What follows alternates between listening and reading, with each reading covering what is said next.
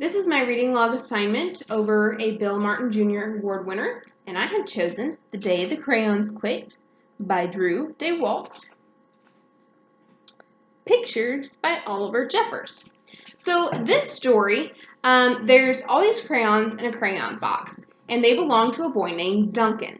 And when Duncan arrives at school, he finds that each one of them has written him a letter.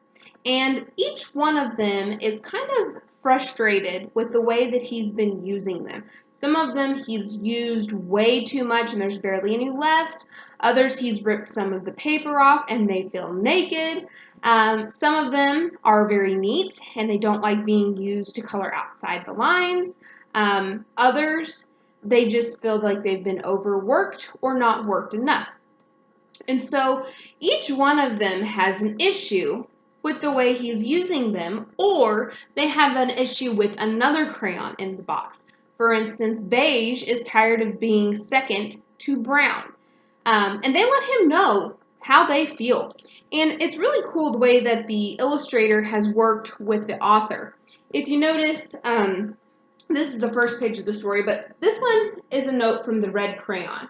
And so the author has written the story, and the illustrator has used what looks to be actual crayon to draw the pictures, and since they are notes from each crayon, he has the crayon that's wrote the note pictured, as well as the crayon used to color or to write the note.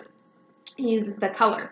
And so this story teaches students that even though you have a certain way of doing things, being creative and trying something new is good.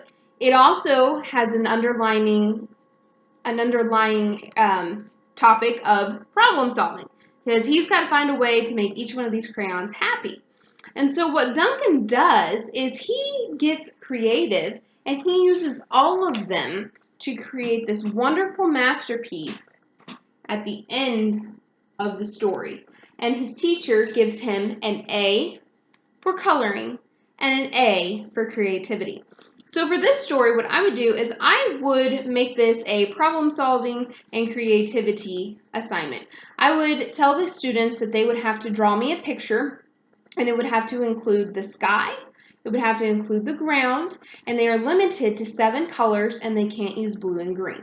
This way they can come up with something new. Maybe it's dirt instead of grass, maybe it's a sunset instead of a sky.